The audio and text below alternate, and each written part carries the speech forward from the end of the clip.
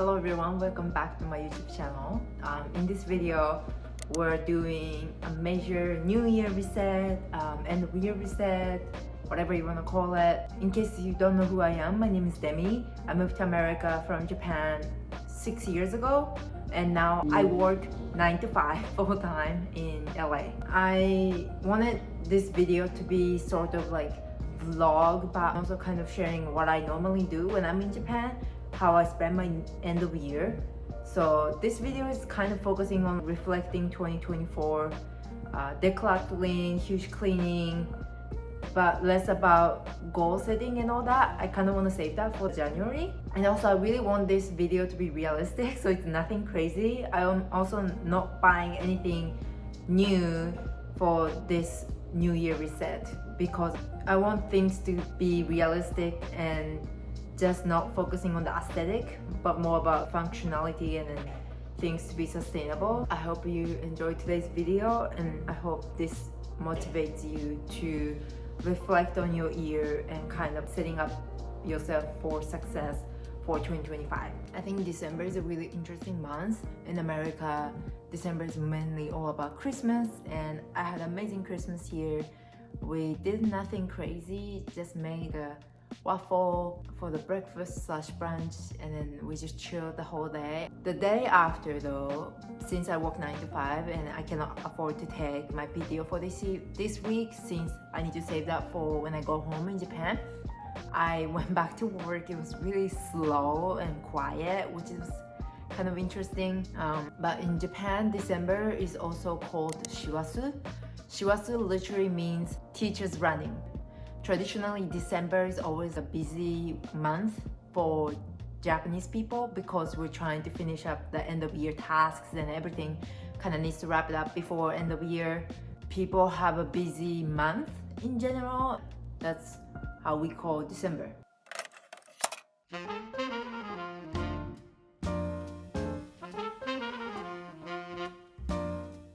One of the most important things that you need to do before end of year is osoji, declutter your space. In Japan, typically, and these days in Western cultures, people tend to recommend do lots of cleanings and reset before end of year. But traditionally, we do that so we can welcome the God or spiritual, whatever you want to call it, coming back for the new year. And we want to make sure that they have a space to chill, and we also have space for the good fortune coming up for next year. It's really tedious and time consuming for sure. So my tip is don't try to do everything at once in a day. Try to, if possible, try to make it every day 20 minutes. You clean one space or one room. Just have more realistic goal for cleanings. The other thing I've been avoiding to do is this. Oh no. Yeah. I don't think it's that terrible. I mean, it's kind of terrible, but I'm just really being lazy to clean those up. By the way, I don't know if I mentioned it already in this video, but I don't live by myself. Those are like a household items. So I'm gonna just clean it. We'll see what we can do about it.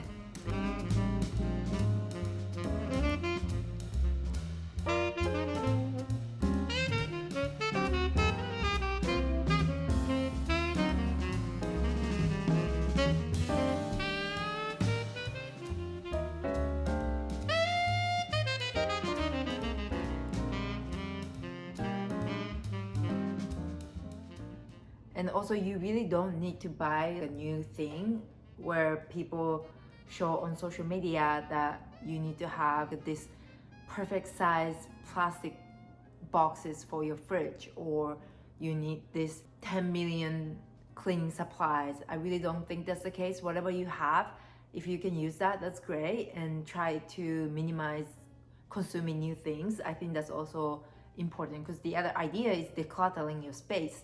So you'll get rid of things, donating things, say goodbye to those things before the new year comes. That's one of the other aspects of doing this big cleaning at this time of the year. Like, I didn't even know all the masks are here, and I already had this in the office. I'm just not using it. So I wonder if I can use this for the map. I think it's better than just laying it out. Yeah.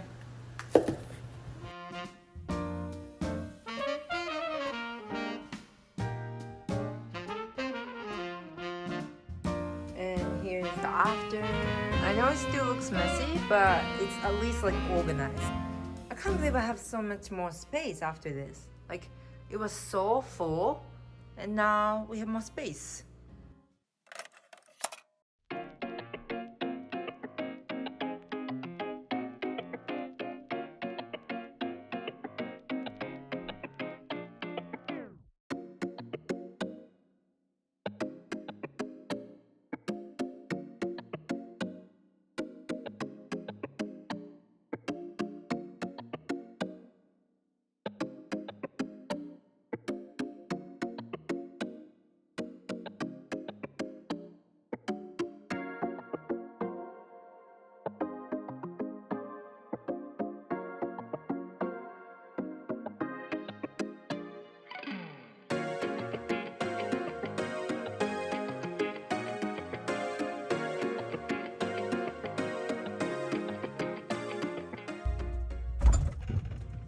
Hi, I'm cleaning up the inside of the fridge, even though we just moved in like a couple months ago. I think it's nice to give like a nice wipe before the end of the year, so that's what we're doing.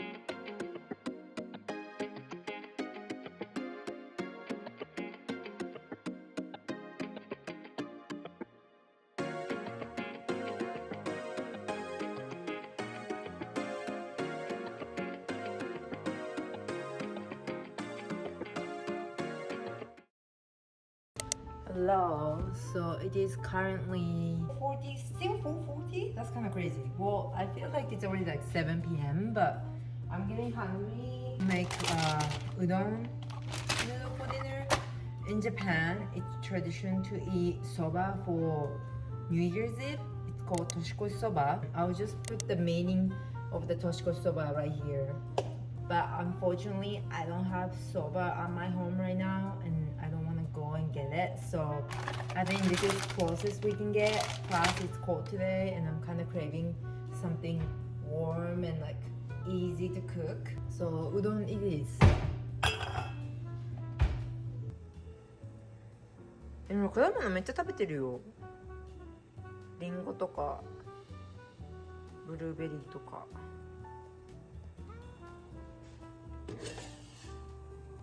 The noodle. いただきます。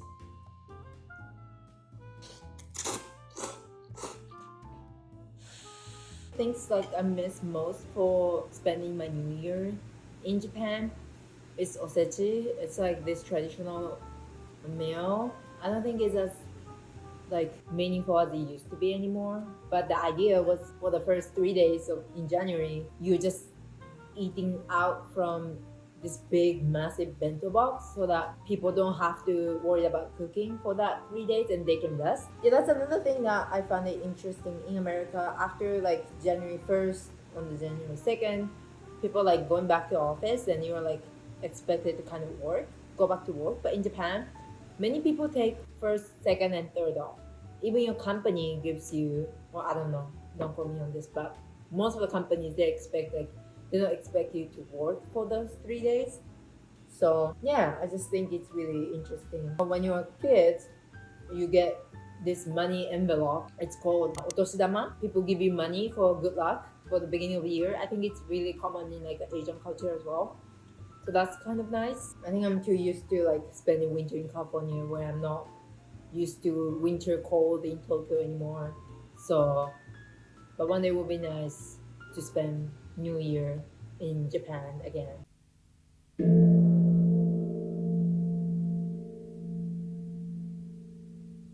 Juren-no-kane is a Japanese tradition where temples ring their bells 108 times on New Year's Eve.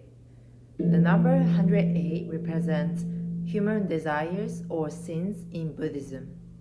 Each time symbolizes letting go of these desires, cleansing the soul, and starting the new year with a pure heart. Obviously, I cannot do it in here, America, but I thought that's kind of similar to how we do reflection at the end of a year. You're reflecting what you've done good, what you didn't do good. So I like to think it as my time to reflect.